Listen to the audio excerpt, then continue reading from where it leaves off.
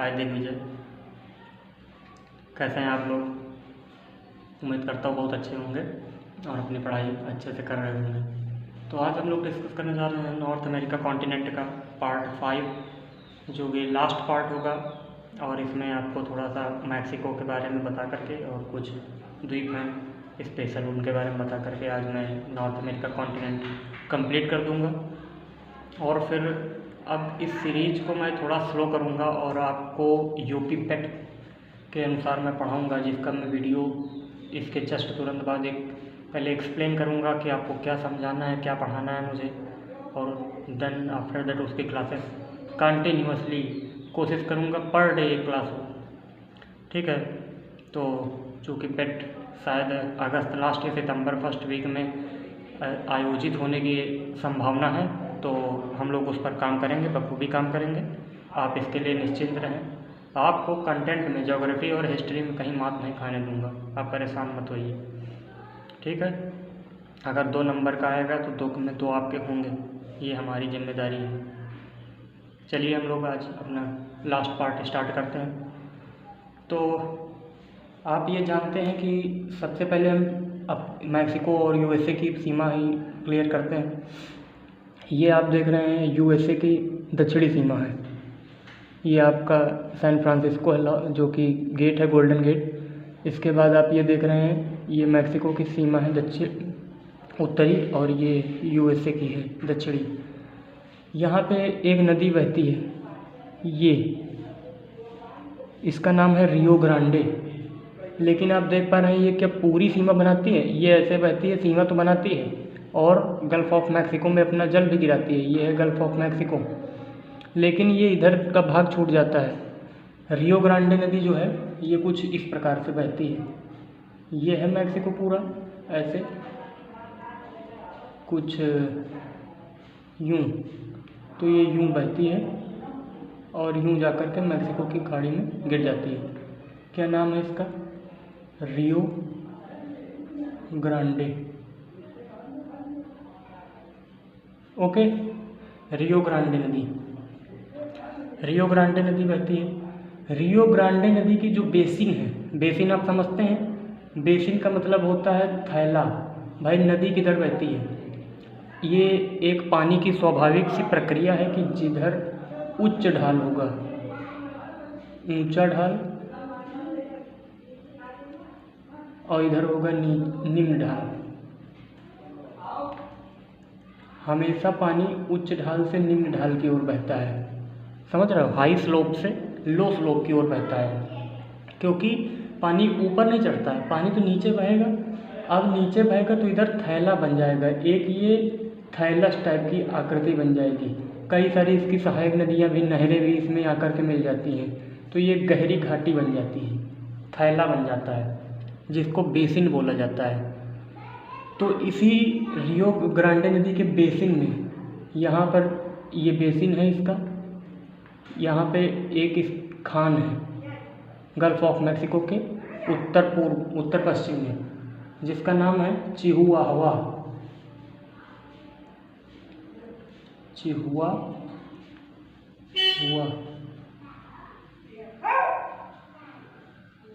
Chihuahua की Khan, Chihuahua की खान आप मैप में देख पा रहे हैं? जी हाँ, बिल्कुल स्पष्ट है, चिहुआहुआ की खान। ये खान चांदी उत्पादन के लिए है, चांदी निष्कर्षण या उत्पादन, चांदी उत्पादन के लिए है, मैक्सिको में है। और ये विश्व की सबसे बड़ी चांदी उत्पादन की खान है, सबसे ज़्यादा चांदी उत्पादन यहीं पे होता है। इसीलिए मैक्सिको वर्ल्ड में नंबर 1 है चांदी उत्पादन में। चांदी उत्पादन में मैक्सिको नंबर 1 है। और जो मैक्सिको का जो ढाल है, ये जो स्लोप है गल्फ़ ऑफ मैक्सिको का, ये इधर का जो स्लोप है, मैक्सिको का जो ढाल है, ये किस लिए प्रसिद्ध है? तो मैक्सिको की जो ढाल है, स्लोप जिसको बोलते हैं, जो कुछ ऐसा क्षेत्र होता है, ऐसा जैसे कि ये कहवा खेती के लिए प्रसिद्ध है। कहवा खेती यानी कहवा मतलब समझते हो? कॉफ़ी की खेती जो होती है, कॉफ़ी की खेती के लिए प्रसिद्ध है। तो ये आपके कुछ जनरल से फैक्ट हो गए मैक्सिको के बारे में।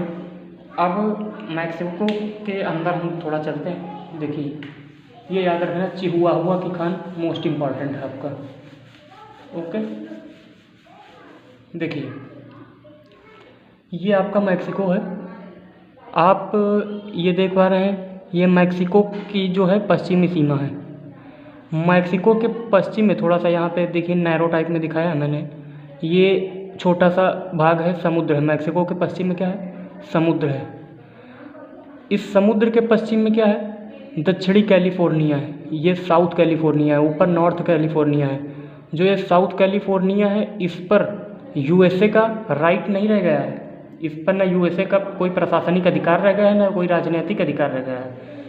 इस भाग पर जो कि कैलिफोर्निया है, साउथ कैलिफोर्निया, इस पर मैक्सिको का अधिकार हो गया है।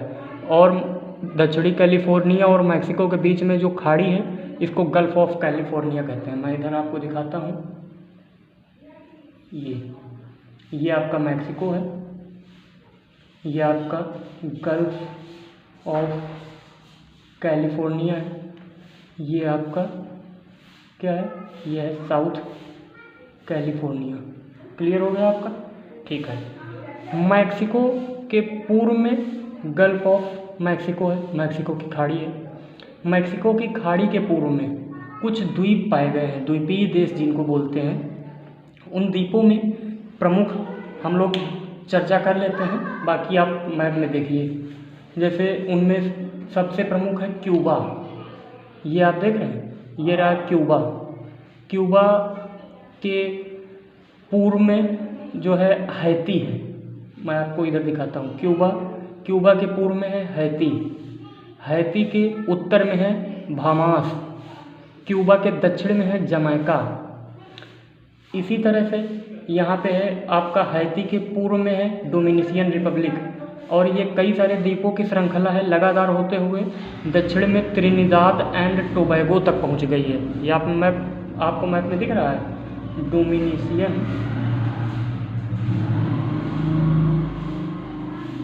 रिपब्लिक। डोमिनिशियन गणराज्य से लेकर के ये एक द्वीपों की श्रृंखला है। और ये कहाँ तक पहुँच गई है? त्रिनिदाद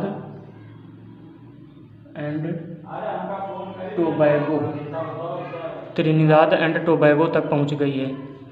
ठीक है, त्रिनिदाद एंड टोबैगो तक पहुँच गई है। अब ये श्रृंखला डोमिनिशियन रिपब्लिक से लेकर के त्रिनिदाद एंड टोबैगो तक पहुँची है। तो इस सीरीज में कई सारे द्वीप हैं। और ये जो त्रिनिदाद एंड टोबैगो है, खास बात यह है कि आपका साउथ अमेरिका का एक देश है वेनेजुएला। ये है वेनेजुएला तक ये पहुंच गया है, मतलब इसकी बॉर्डर तक पहुंच गया है ये आपका त्रिनिदाद एंड टोबैगो। ठीक है, इसका विस्तार होता जा रहा है। अब इसके अंदर खास बात और भी आप जाने तो जो क्यूबा है, क्यूबा की राजधानी क्या है?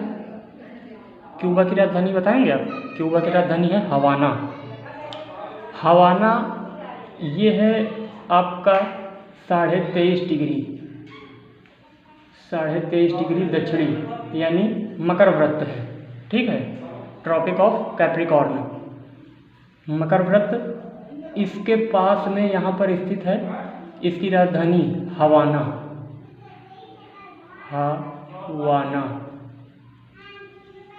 इस पर नहीं स्थित है। 23.5 डिग्री दक्षिणी अक्षांश पर नहीं स्थित है, इसके समीप स्थित है। और ये सिर्फ द्वीपों की ही नहीं है, ये पूरे नॉर्थ अमेरिका की अकेली एकमात्र राजधानी है जो 23.5 डिग्री दक्षिणी अक्षांश के सबसे समीप स्थित है। आप बात समझ रहे हैं? बहुत इंपॉर्टेंट क्वेश्चन है कि 23.5 डिग्री दक्षिणी अक्षांश या मकर वृत्त पर जो है नॉर्थ अमेरिका कॉन्टिनेंट की ऐसी कौन सी राजधानी है जो स्थित है या उसके समीप स्थित है? तो आप टिक करेंगे हवाना, क्यूबा की राजधानी है। ओके, क्यूबा, चूँकि क्यूबा के बारे में हम लोग जानते थोड़ा सा। क्यूबा गन्ना उत्पादन में बहुत प्रसिद्ध है। किसमें? गन्ना, शुगर केन प्रोडक्शन में नंबर 1 है।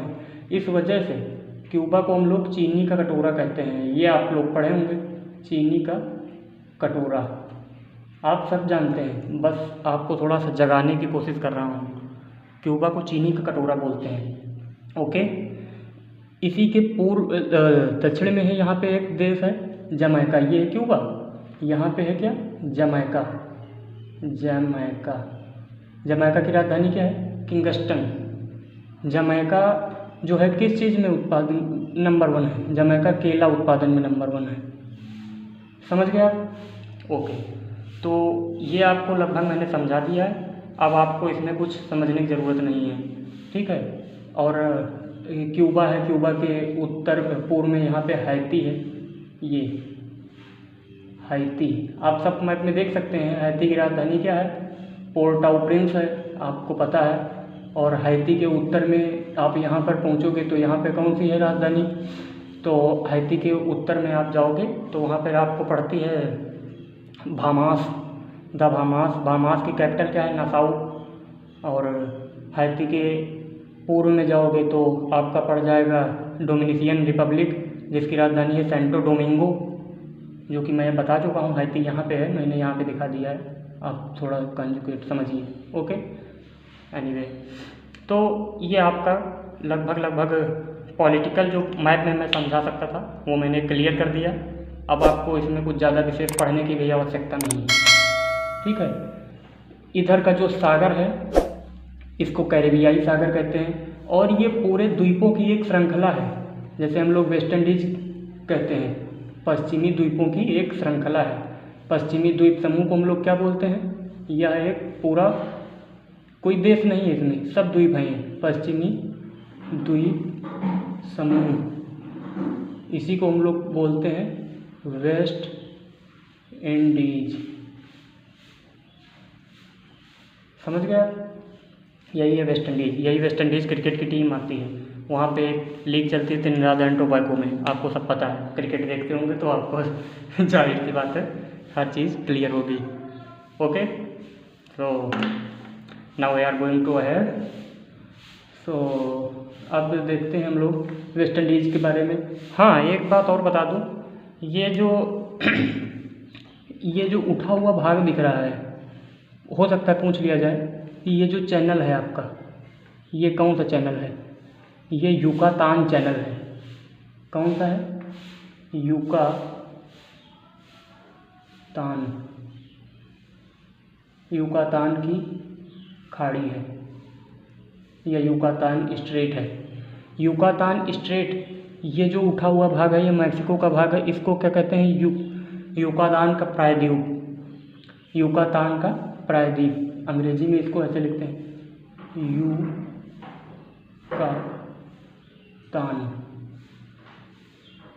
पेंसुएला, मतलब युकातान पेंसुएला यानी युकातान का प्रायद्वीप है ये।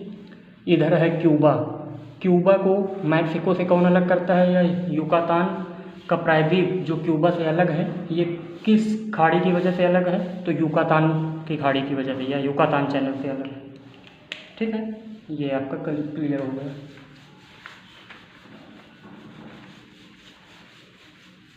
अब हम लोग थोड़ा सा जान लेते हैं कि एक आपने पढ़ा था कनाडा में, एक फैक्ट छूट गया था, मैं बता दूं।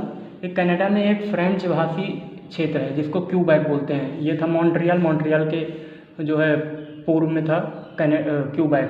क्यूबैक जो है इसको हम लोग क्या बोलते हैं, कागज़ उत्पादन वाला है, सब पढ़ा चुका हूँ। क्यूबैक एक फ्रेंच भाषी क्षेत्र है।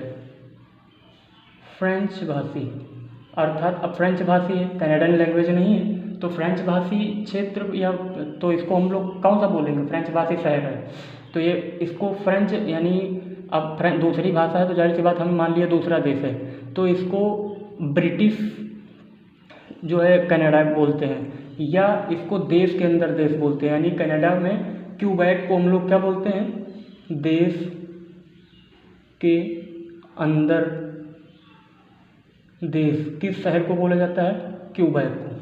समझ गया आप। ग्रेट साल्ट लेक एक यहाँ पे है, पश्चिम में एक राज्य है यहाँ पे नॉर्थ अमेरिका में, यहाँ पे उसका नाम है यूटाह। ग्रेट साल्ट लेक आपके यूटाह राज्य में है। ग्रेट साल्ट लेक कहाँ है, यूटा राज्य। क्लियर? खैर ये तो आपका हो गया। अब आपको बता दूं थोड़ा सा एस्किमो के बारे में। आप जानते हैं जनरली नॉर्थ अमेरिका के जो स्थायी निवासी हैं, मूल निवासी, उनको हम लोग क्या बोलते हैं? या तो रेड इंडियन बोलते हैं, रेड इंडियन, या आप बोलोगे एस्किमो,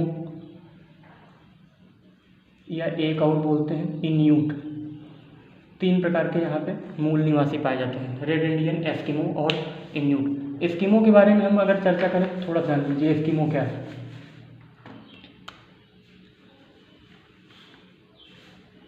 एस्किमो जनरली एस्किमो क्या है? एस्किमो इग्लू है। एस्किमो जिन घरों में रहते हैं उनको हम लोग क्या कहते हैं? इग्लू। ये मान लीजिए इनका घर है, ये मैं डबल कर रहा हूँ, अभी इसका रीज़न बताऊँगा। ये जो घर है इसको हम लोग क्या बोलते हैं? यही है इग्लू। आप समझ रहे हैं क्या है इग्लू? इग्लू किस चीज़ का बना होता है? सबको पता है, बर्फ़ का बना होता है। ठीक है। अब बर्फ़ का बना रहता है तो चूँकि जानने वाली बात है कि इतने ज़्यादा टेम्परेचर में वहाँ कैसे रह पाता होगा इग्लू। भाई इग्लू रहता है, उसके लिए इतनी ज़्यादा समस्या होती होगी। बर्फ़ का ही घर बना है तो आप सोच सकते हैं कैसे रहता होगा। तो कारण उसका है, एक ये बर्फ़ की लेयर रहती है, एक ये बर्फ़ की लेयर रहती है। अब बीच में जो स्पेस छोड़ा जाता है ये कोई नॉर्मल स्पेस नहीं है, इसमें एयर भरी होती है, वायु क्या करता है? ये ऊष्मारोधी चालक का काम करता है, अर्थात जो हीट को मतलब ना एब्जॉर्ब करने दे अंदर और ना हीट अंदर की बाहर जाने दे। लाइक दैट आप सर्दियों में, एक एग्जांपल देता हूँ कि आप जैसे 2 कपड़े पहनते हैं, एक मोटा स्वेटर ना पहने उसकी अपेक्षा 2 टी-शर्ट पहने या दो कपड़े पहने, 2 पतले स्वेटर पहने, वो ज़्यादा गर्म होंगे। कारण बीच में हवा भर जाती है और हवा ऊष्मारोधी चालक का काम करती है, अर्थात हीट को जो एब्जॉर्ब न करने दे, न मतलब हीट का अपोज करती है। अब उसका नाम मुझे इस टाइम अभी नहीं याद आ रहा है करेंटली क्या बोलते हैं, तो आप समझ रहे हैं मेरी बात? ऊष्मारोधी चालक का काम करती है, ऊष्मारोधी जो हीट को न आने दे न जाने दे। आप समझ गए? इस वजह से एस्किमो बर्फ़ के घरों में रह पाते हैं। ठीक है। ये रेंडियर कुत्ते का यूज करते हैं। एक कुत्ता होता है जो पालते हैं, उसका नाम है रेंडियर। ये क्या है? कुत्ता है। ठीक। सील मछली जानते हैं? सील फिश का क्या यूज है? तो सील मछली जो है इसकी खाल और हड्डी भी, सील फिश की जो खाल और हड्डी है यानी स्किन और बोन, इसकी ये लोग क्या बनाते हैं? नाव बनाते हैं। सील फिश की हड्डी और खाल की नाव बनाते हैं। और ये नाव जो होती है इसको क्या नाम देते हैं? इसको नाम देते हैं कयाक। ये कोई आपको एग्ज़ाम की दृष्टि से तो मैं नहीं बता सकता है, ज़्यादा इम्पोर्टेंट नहीं है, बट आपके पर्सनल नॉलेज अगर आप जानना चाहें तो ये बहुत कुछ है, आप समझ सकते हैं। इसको क्या बोलते हैं? कयाक बोलते हैं। ठीक। आप ये भी जान गए। ये स्लेज गाड़ी, रेंडियर जो कुत्ता होता है, इससे करते क्या है? इससे स्लेज गाड़ी को खींचते हैं। कुत्ते का प्रयोग स्लेज गाड़ी में को खींचते हैं, रेंडियर कुत्ते को मैं बता चुका हूँ। ये एक हथियार यूज करते हैं, हथियार जिसका नाम होता है हार्पून। बर्फ का ही होता है, हार्पून नामक हथियार यूज करते हैं। तो ये मैंने आपको पूरा बता दिया एस्किमो के बारे में, कैसे रहते हैं घरों में, टेम्परेचर इनका कैसे रहने योग्य बन जाता है, कारण क्या है, फिजिक्स का नियम थोड़ा सा लग जाता है इसमें, तो फिजिक्स तो हर जगह चली जाती है, ये तो अब आ रहा है।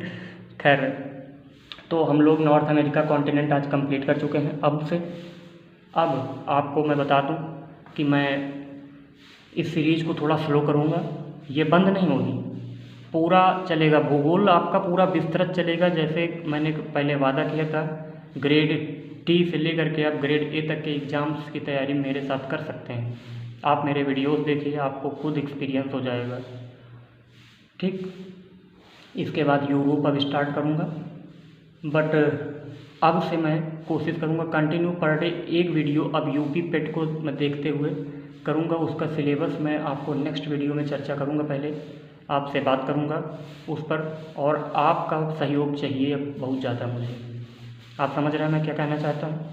जी हाँ, आपका साथ बना रहेगा तो जाहिर सी बात है किसी काम में रुकावट नहीं आएगी, और हम लोग बहुत जल्दी से कवर करेंगे अपना सिलेबस, और आपको वो कंटेंट दिया जाएगा जो आपको ज़रूरी है। तो आप वीडियो को ज़्यादा से ज़्यादा शेयर करिए और पढ़ाई करते रहिए। देखिए, पढ़ाई के बगैर कुछ नहीं है। ठीक है, शिक्षा एक ऐसा हथियार है जिससे आप अपना जो ख़ानदानी स्टेटस है, जो आपकी स्थिति है, आप उसको परिवर्तित कर सकते हैं। समझ रहे हैं आप? अगर गर्त में हैं तो आप अर्श पे जा सकते हैं, आप फर्श से अर्श पे जा सकते हैं। अगर आप गर्त में हैं तो आप ऊंचाई पे जा सकते हैं। शिक्षा से ही आप सब कुछ बदल सकते हैं, अपना समाज, अपना परिवार, अपना रहन सहन। शिक्षा बहुत ज़रूरी है, और आप उन बच्चों तक के वीडियोस पहुंचाएं जिनको इसकी ज़रूरत है। आप देख पा रहे हैं फ्री में इतना कंटेंट आप पैसा देकर हज़ारों रुपए नहीं पाते हैं। तो आप कदर करिए कंटेंट की, और ज़्यादा से ज़्यादा वीडियोस को शेयर करिए। ओके, धन्यवाद। मिलते हैं नेक्स्ट वीडियो में। Take care, bye bye.